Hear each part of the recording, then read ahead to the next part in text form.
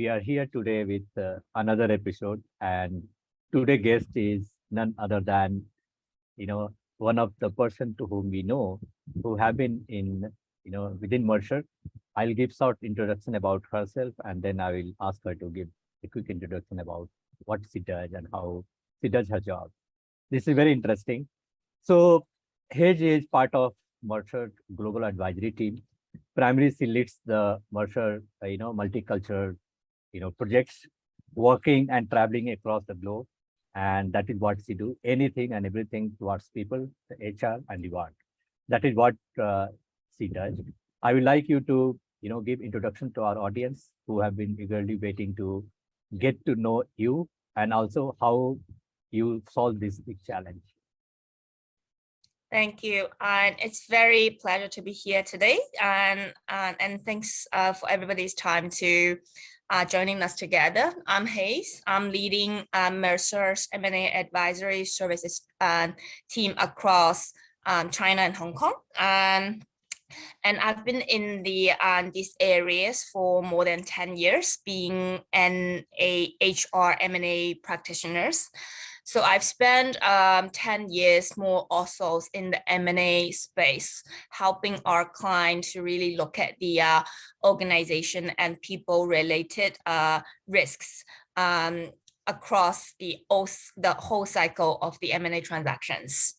And before Mercer, I've been working in another consulting firms and in the M&A space as well. And I've also spent another 10 years also in the industry, like the corporate, to do the internal integration projects.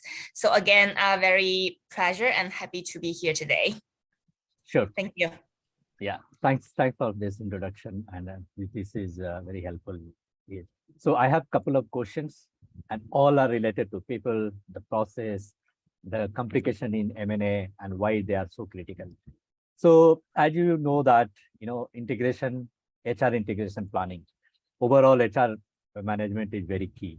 So my first question to you will be how and why this is so critical and how to plan.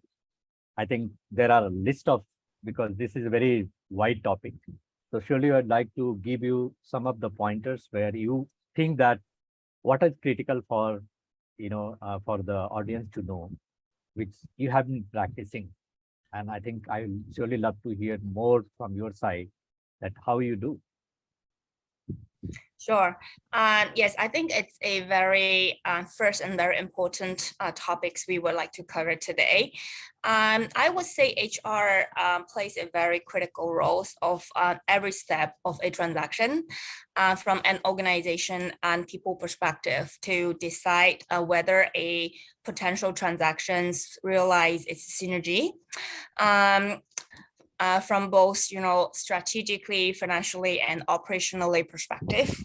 So once the organization begins M&A process, HR should be well prepared and start to share its views on and the influence and impact of the identification of a potential target, the structure of the transactions, the right timing for key decision and milestones, and also the development of the strategy as well as the planning to support a smooth interactions.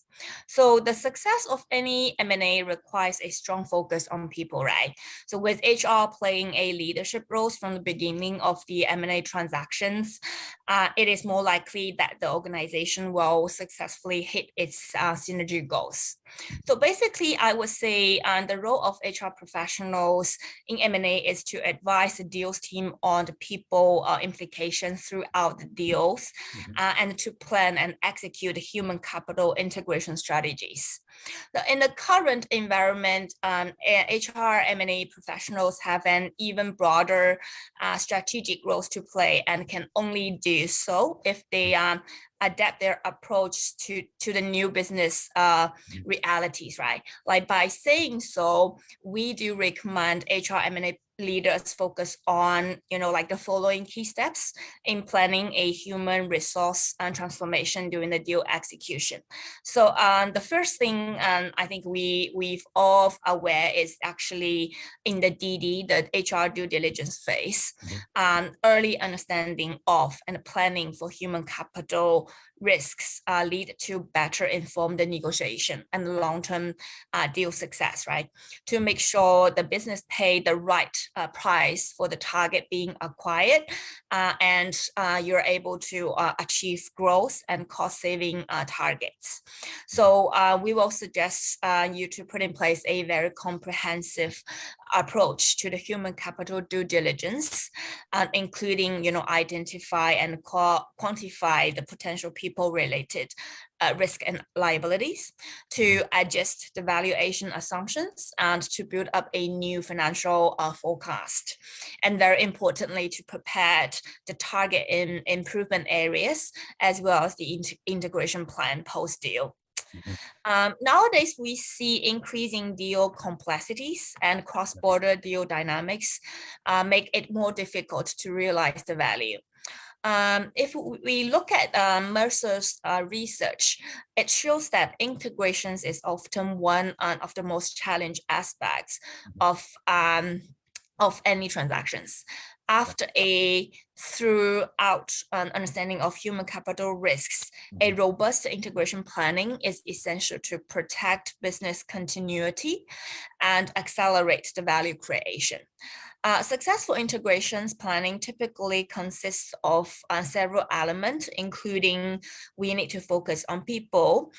We have to customize our integration planning, as well as the early decisions on the PMO establishment. So I think lastly but not least, I think HR M&A teams member also should acknowledge that human capital opportunities and the risks exist in every deal, regardless of the scope. So giving HR an effective and active voice early and often during a transaction may lead to a significant cost saving, as well as a reduction in people-related risks. Okay, got it. And when we speak about, so when you spoke that during integration planning, so this is important from pre-deal stage till integration is fully completed, right? That is the way you see it. Okay, that's what I was assuming. Now, my next question is primarily on change management. So, and you said, change management is one of the very critical topic, and I see that most of the deals where we won, we had a change manager, we had the change management team deploying the process from day one of the deal till it's fully integrated. So, what is view on change management and communication in M&A? That's a really great questions on the change management side. So I think change management or change is never easy, right? Particularly in M&A transactions when deadlines and financial results are critical to getting it right. Change creates anxiety and uncertainties, and it disrupts customer relationships as well. It also causes turnover of key talent and can result in enormous productivity loss. So a disciplined approach is very much needed.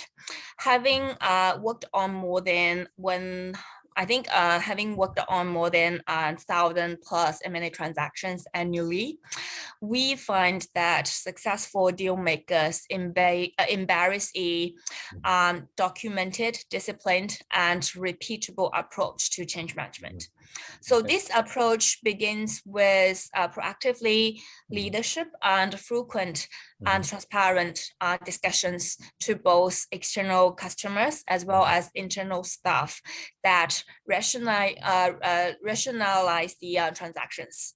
So business leaders start by defining the importance of their customer relationships, highlighting key talking points to customer-facing employees at all levels. They work hard to identify the market values and competitive advantage of new organizations. And for staffs, I think the communication plan must address any go forward uncertainties and must pinpoint the behaviors change required for the new organization to be successful. So the change plan clearly identifies the anticipant pain of the change and the way new organization will measure and realize its results. And in addition, I think it's very important for us to always bear in mind that during the whole process, we need to really deliver a seamless employee experiences during the change cycle and always get the best deal value with effective communications along the way. Right. So while you address this, I just got one more question to ask. So primarily, when most of the time I have seen the deal, we have a change manager. Change management leader is primary influencer, right? He's going to be maybe kind of evangelist who is going to drive this whole change, communicate on regularly. Maybe some communication kit he prepares that is being distributed, right? So communication and change management, this goes hand to hand, right? Because whatever change is happening, people need to know how it is going to influence. Okay. So my third question is primarily on culture. So I think culture, whenever we talk about any M&A, I think first thing we hear about culture. Now, how you think this culture impacts any M&A deal? How you can manage culture in M&A? So I know this is a very long question, but what could be the your strategy and the way you currently do that helps customers? Yeah, I agree. So I think culture is one of the most topics that I would like to explore a little bit more. I would say culture is actually very broader topics. I believe we all heard that very famous phrase, right? Like culture eats strategy for breakfast. So yeah, the cultural issues are often the key reasons why a company's financial performance doesn't really live up to the expectations after the deal. Right. And this is frequently a gap between expected return and actual return in transactions. Very interestingly, Mercer's research finds that 30% of deals never achieve expected financial returns due to the cultural issues, and 67% experienced a delay on synergy realizations. So cultural differences or even just uncertainties about how we are supposed to be doing the business result in lost productivities, disruptions of customers' relationships, and the customer attritions, as well as the loss of key talents as well. So the cost of doing nothing about culture is especially very high. From our research and experiences supporting clients on transactions, we define company culture as its operating environment, very practically how what gets done and how leaders lead and how employees work together. It is what leaders and employees say yes and no, right? Aligning the targets and the bias company culture is critical for driving change and achieving, the stated deal outcomes. So in Mercer, we do take a 5-step approach to manage the culture during the M&A transactions. So the firstly, it ties back to the deal thesis, the rationale for the transactions, and the vision and goals for the combined company to achieve going forward. So you need the right organizational structure and people to deliver the result. This shapes the operating model, workforce strategies, as well as the talent platforms, which should align with the business strategies. So it is critical for all key stakeholders in the combined company to have a common understanding, so everyone is clear about the deal objectives and their role in helping to achieve these objectives. I would say culture is at the center because it specifies what behaviors leader and employees are expected to exhibit. So for example, if the company wants to have a fast-paced, innovative operating environment, managers and employees should have the higher degree of empowerment with fewer approved levels required for making decisions, right? So then it's very important in the culture due diligence phase to understand and identify the key similarity and difference between, the targets and bias culture to uncover any red flags or deal breakers. And to achieve the desired company culture, I think both leaders and employees must change how they behave. An organization must address the underlying drivers of those behaviors. Like, drivers are the operational levers that may be controlled, modified, and managed to impact and change behaviors. The ultimate deliver the desired business outcomes, right? So by acknowledging the gaps identified through the culture DD, a company can determine whether to introduce a new culture or we just keep something that we want to keep to make sure we are deliver our results, right? So then once we have an idea in terms of how the gap look like and what will be our future desired behaviors and cultures, I think then culture management plus the change management will be a key enablers to make sure the future organization are able to deliver and to perform on the expected synergy outcomes. Right. I know this, there are, you spoke about how currently you do. And I understand that this topic itself is so long. You can keep talking the whole day because you have so much of expertise working by, almost 1,000 company. You might have seen that this what framework, and that is not only in, entire deal life cycle, this is going to impact you. So I think this is very helpful for, getting this information from you. Now, whenever we do, any M&A deal, the talent is a big question mark, right? Most of the time I have seen as soon as deal is closed and announced, half of the people are, there are lots of rumors, people don't know exactly what is happening. So how, I would like to know exactly how you retain talent in M&A. So actually, I think talent retention is also another critical questions that we want to address during overall M&A management. So people issues are a priorities in a robust integration plan. Our research shows that employee retention is the top issues identified in transactions. There has been a significant increase in company extending eligibilities for retention bonus to employee outside C-suite during the integrations. Buyers are getting more focused on whom they offer retention bonus to and how deeply and broadly. So in many cases, achieving the promised deal values depends as much on the skills and experiences of key executives and employees, right, on any other attributes. Therefore, a holistic retention strategy is vital to mitigate talent risk. When designing a retention bonus plan, company might consider these common framework and practices.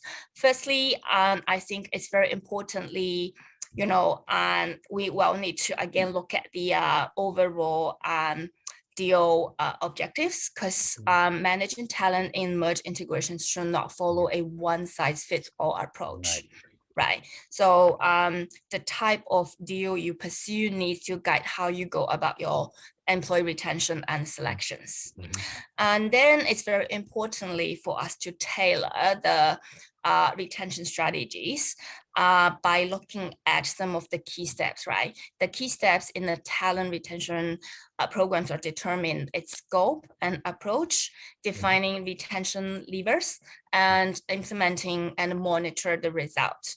So if we look at the some of the key elements in our retention package design, I would say there are some aspects that normally we will need to look at. For example, like the condition for payments, right? Whether it should pay by times or it should be paid on a performance basis. And also on how does the number of payment look like, whether it should be 1, 2, or more, depending on your pace of the deal.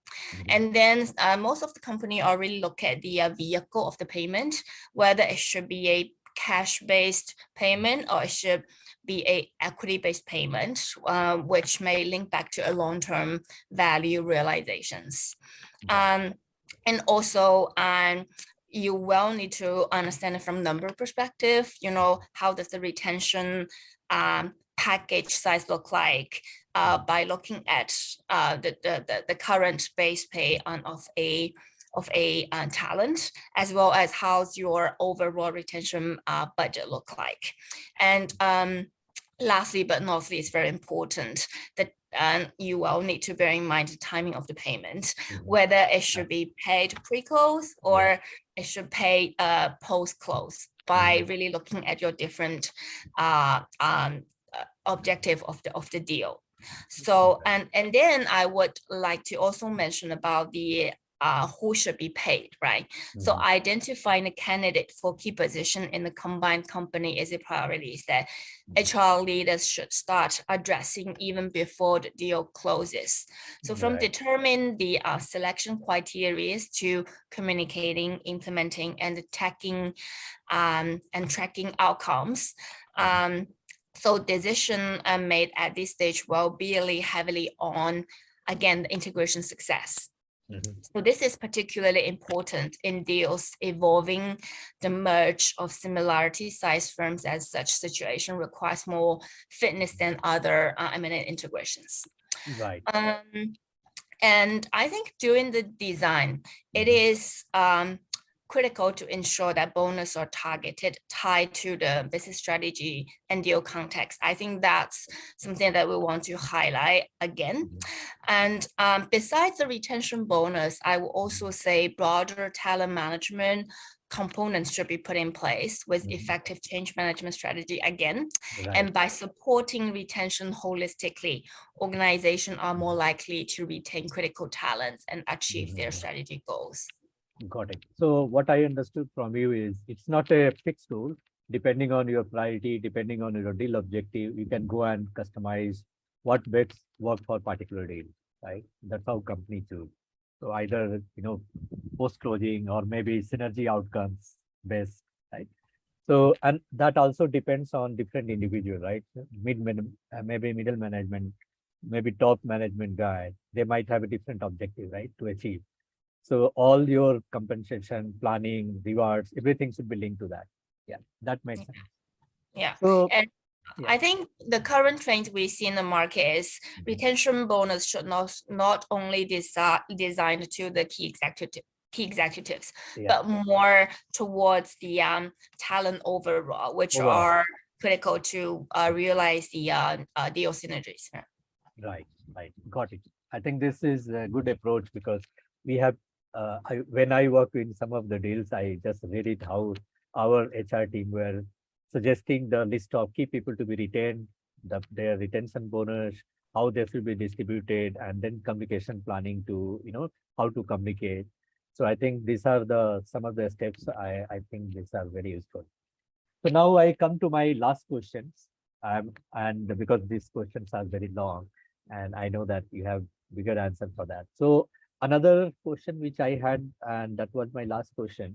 This is around how need talent management mindset in M&A. So if you look at now new generation people, right?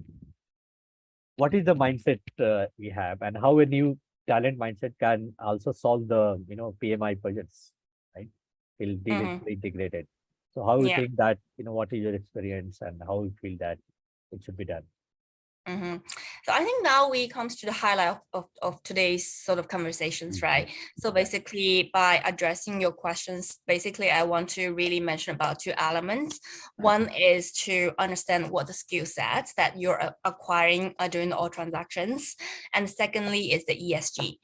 Maybe let me explain one by one to you. So firstly, I want to mention about the new talent mindset. So according to our global talent trend survey, we've actually seen around like 90% of the C-suites believe a loss of talent has impacted their organization, Right. and a further around like 66% think they are facing a labor market shortage. Yeah. So 30% of HR leaders indicated that finding or acquiring skills through deals is the most impactful way to quickly address their organization current skill gaps, right? Reinforce their strategies to buy skills rather than build or borrow them. Yeah. And it is not too new that most deals fail due to the lack of attention to people dimensions, right?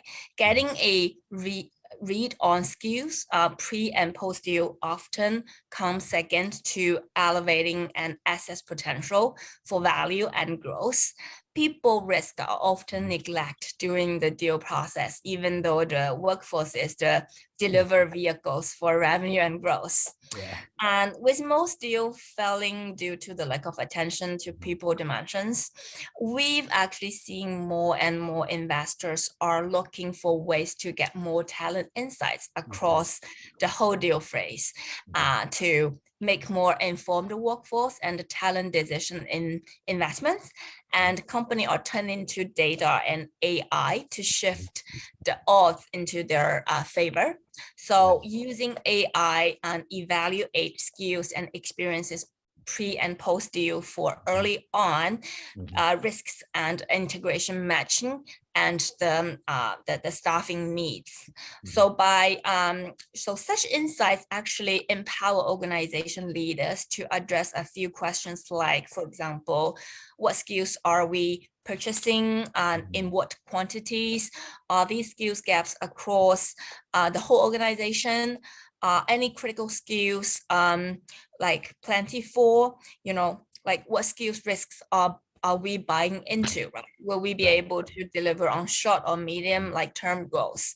So I would say, talent intelligence platform can really link real-time intelligence with the analytics to make a significant difference in M&A deals, right? By providing insights on skills a company is acquiring, you can now quantify the intangible people assets to be gained and clarify those to be retained. Because when we talk about we acquire talents, we acquire skills, only you're able to identify the gaps and put in place the mitigation plan will make all of those synergies happen. So that's the first new talent mindset that I want to mention. And secondly, I think there's another important element that I want to cover is really ESG. And I think the ESG topics also more link back to the overall talent integration planning, because attracting and retaining talent is top priorities in a deal environment. And given that ESG performance is an important indicator of companies' performance and the risk management from the buyers and the investment perspective nowadays, linking sustainability and ESGs to HR strategies and practices will give company the competitive advantage to win the war for talent and make sure they are able to stay in the organization. Employees are more attracted and willing to work for companies that operate responsibly on ESG related areas beyond shareholders and investors interests only. Employees are more engaged as well, which means they are able to deliver an above market performance ESG areas for the company. Our figures show that employee or employer with higher level of employee satisfaction or on an attractive image among young talent have at least 15% higher ESG performance than the global average for employers. This would eventually create value for the company ultimately, right? So with all this in context, it is very essential to factor in ESG as a very critical people considerations when we're looking at post-deal integrations, because it provides an excellent opportunities to put forward new ideas and practice on the people side to maximize the synergy and values. Yeah. Got it. Yeah, this is very helpful because nowadays, new talent management and managing them during the M&A is so critical, right? So I think these are very helpful, and we got all your points, and I hope my audience is able to get lots of points today in each topic we have spoke about. And thanks for your time, and we look forward to have another session soon, trying to bring some of the topic we can break into a smaller piece, and we'll try to go deep dive and look at and gain some of your expertise to see that what are some of the best practices we should use and how we can minimize the risk in M&A. Thanks. Yes. Thanks for your time. Look forward to speak to you again.